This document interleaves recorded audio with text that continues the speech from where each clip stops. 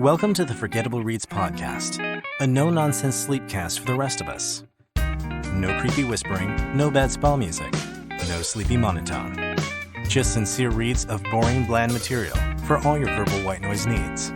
And now your host, Lauren Goode. Well, hello, my friends, and welcome to episode 13. Lucky 13. In the last session, we had a bit of a departure from our normal format and had an entirely personal, heart-centric ramble that was an intro that spanned the entire episode.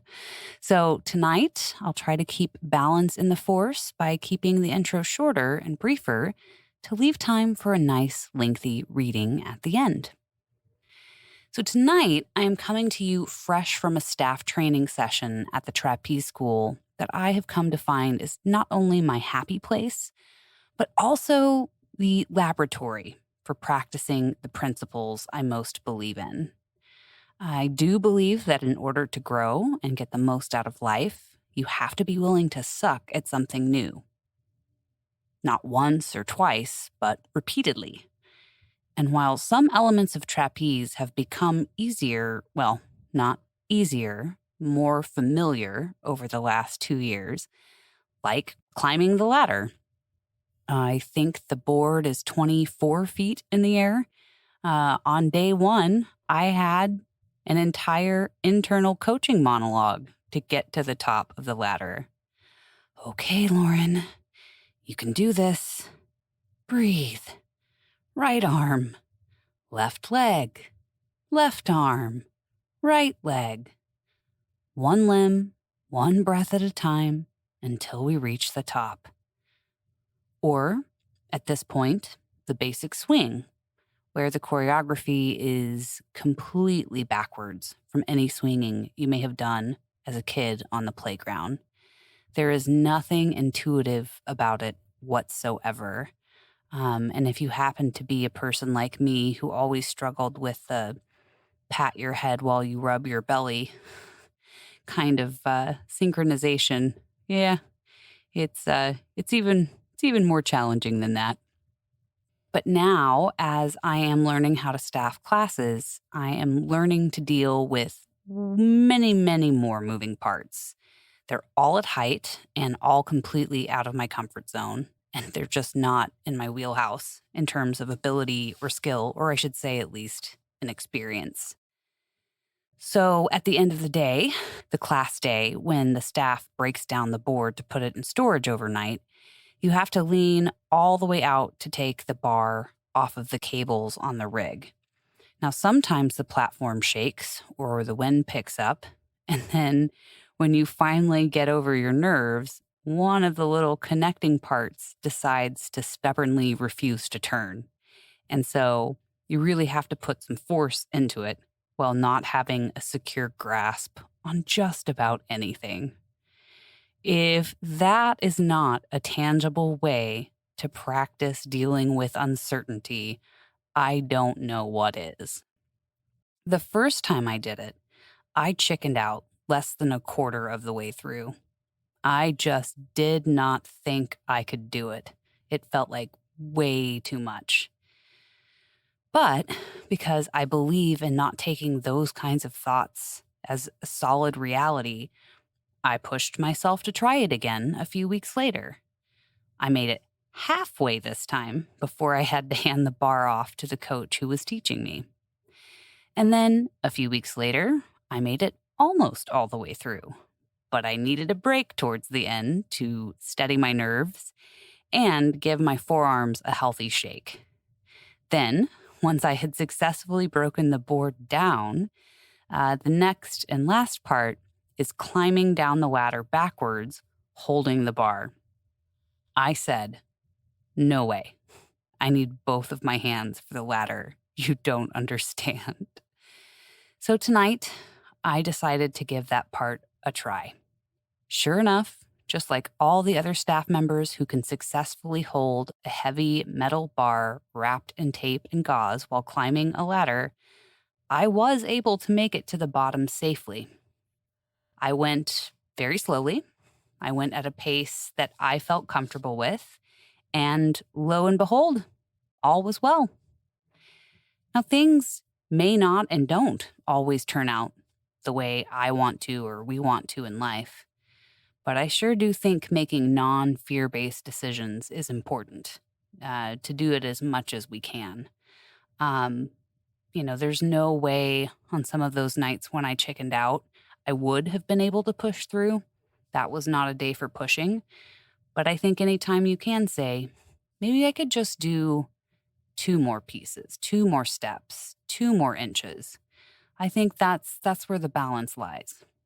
And speaking of balance, for tonight's reading, we will return to one of my favorite LinkedIn authors, who's also a best-selling author, doctor, and thought leader, Deepak Chopra, A Life-Changing Choice, The Wave or the Ocean.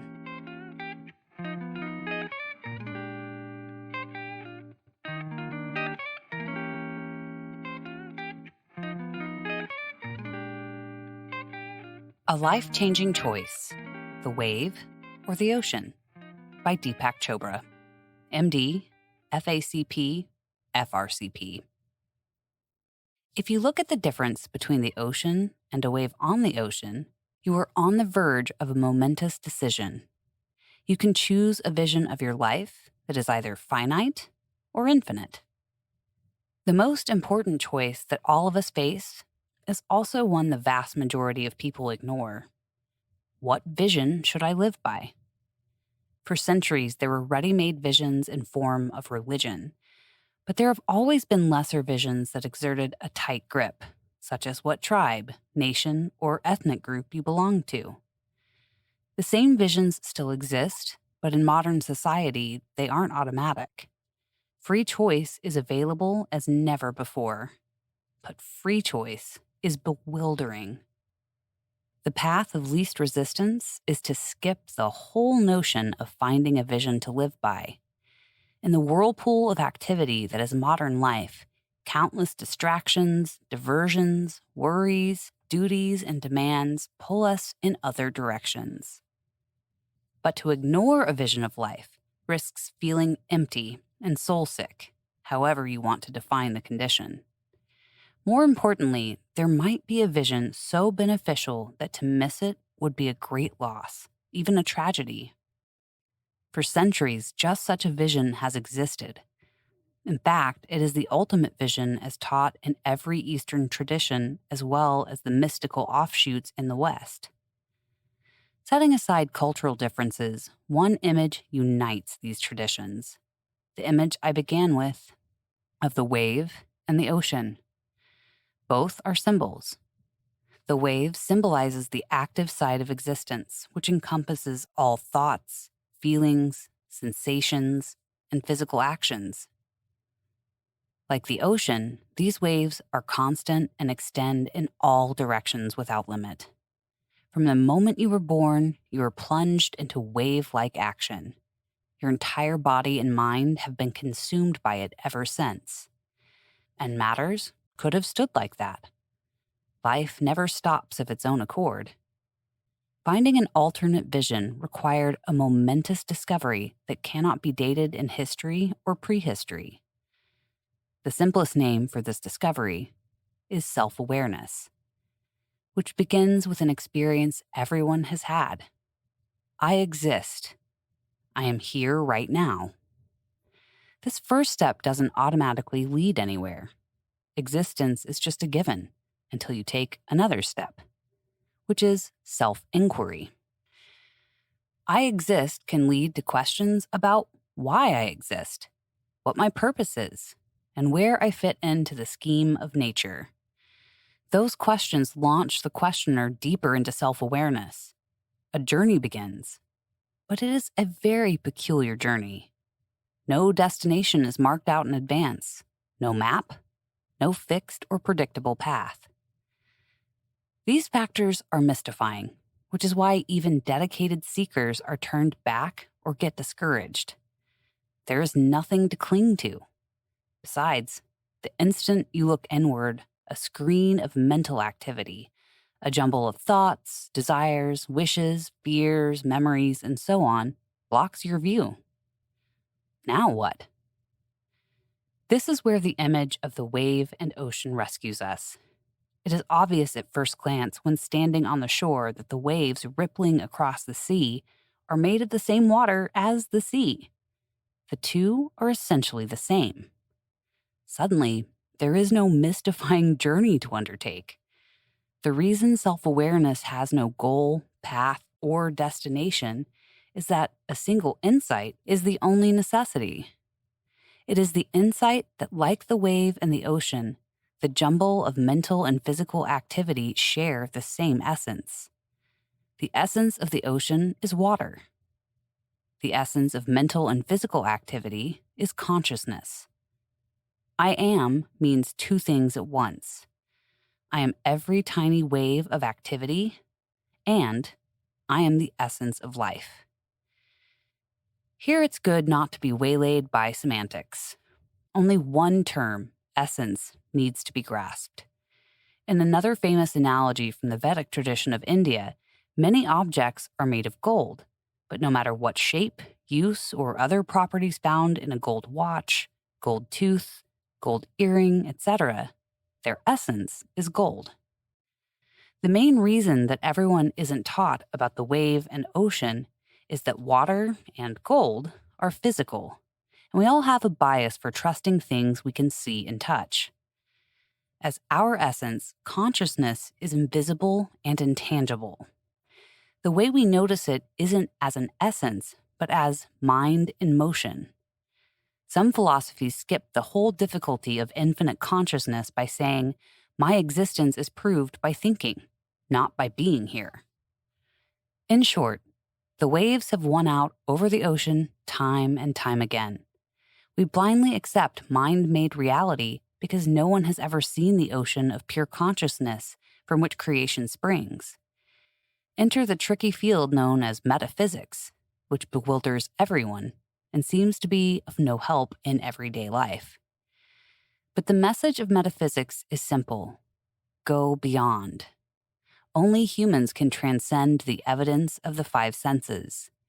When we do, we realize that our whole lives has been spent bouncing into the transcendent.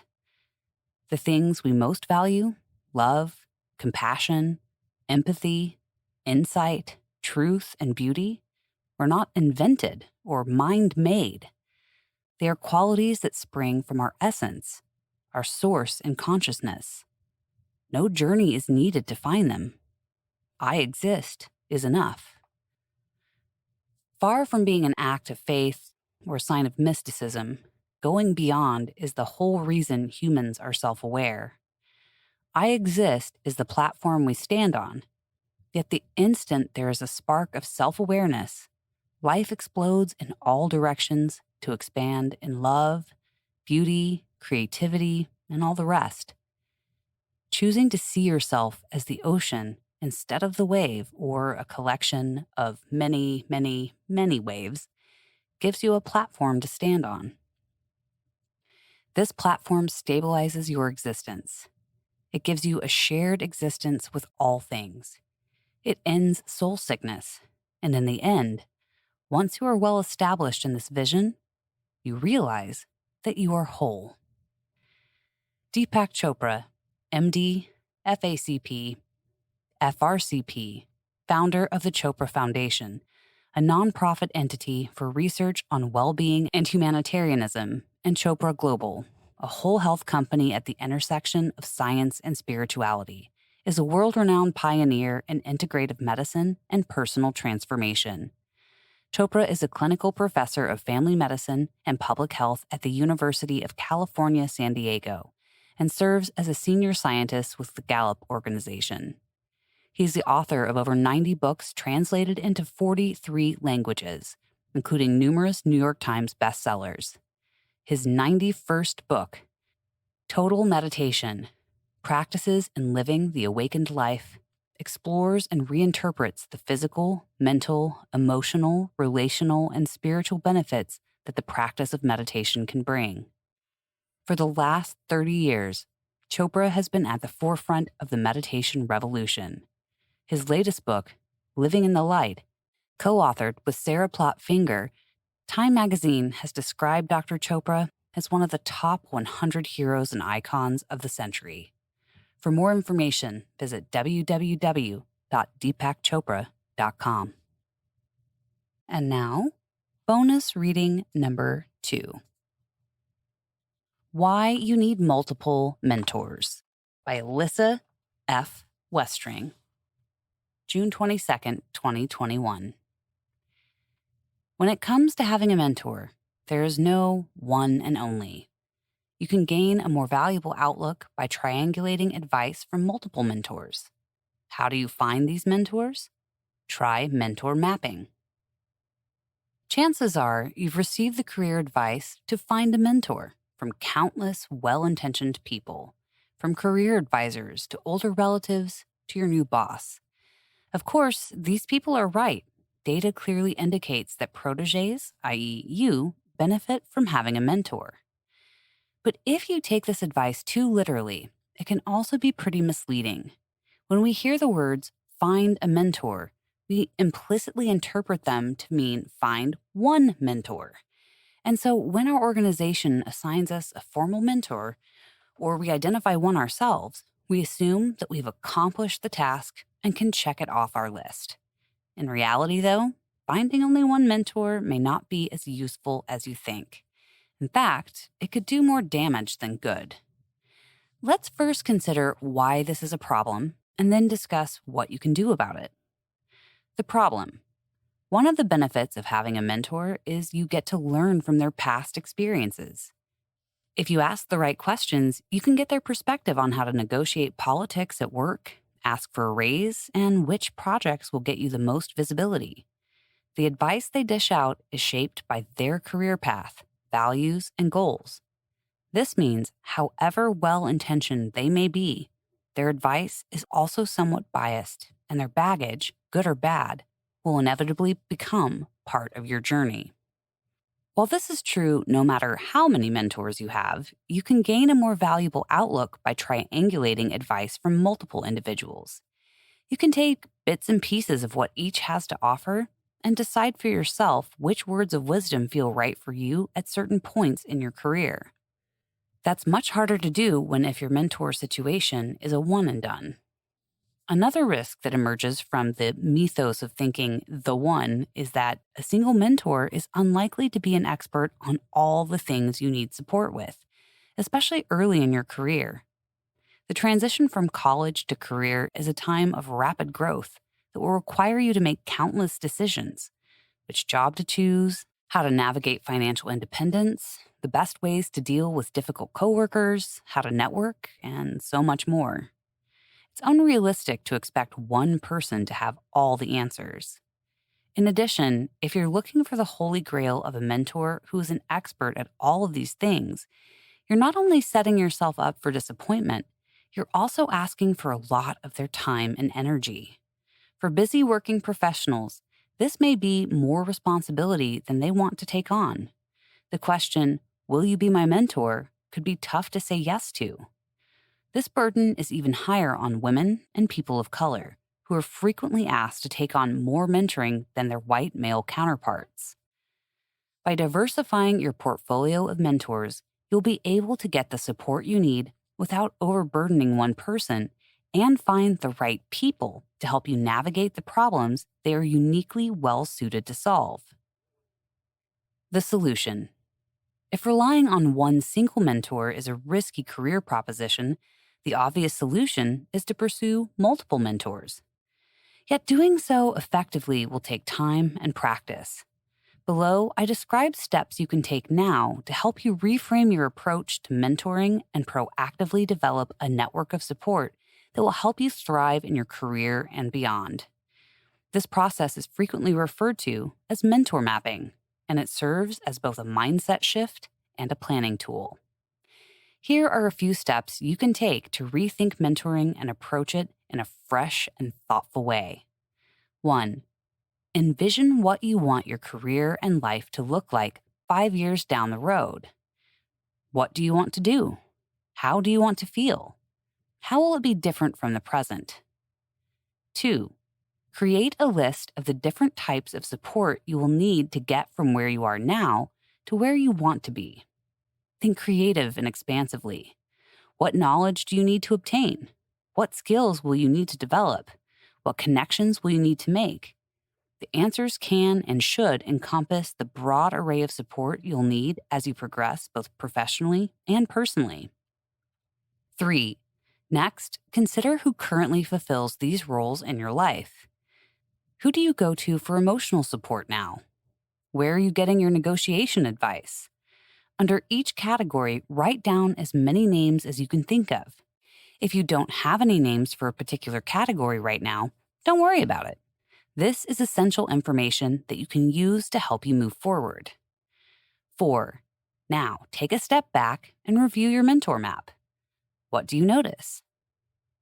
Based on your answers to those questions, or anything else you notice, start to identify where you have missing mentors and misplaced mentors. Missing mentors are types of support that you will need moving forward but don't currently have on your list. Misplaced mentors are mentors who are supporting you in areas where they are not particularly well suited to provide advice. A mentor who appears in too many of your areas of need may also be a misplaced mentor. Knowing this, shift or remove mentors from certain areas of your mentor map. Once you've completed these steps, you'll have a much better sense of what steps you need to take to strengthen the network of support around you. You can create a plan to fill in the missing mentors by developing new relationships and strengthening existing ones. As you develop these relationships, you will find people are much more inclined to say yes to providing support or advice on a particular topic than the question, "Will you be my mentor?" By sharing your vision for the future and clarifying your goals for these relationships, you are laying the groundwork for authentic and meaningful connections that will create a support system around you. In doing so, you avoid the risk of falling prey to the myth of the mentor. Alyssa F. Westring is the Vincent DePaul Professor and Chair of the Department of Management and Entrepreneurship at DePaul University's Dryhouse College of Business. She is the co-author of Parents Who Lead.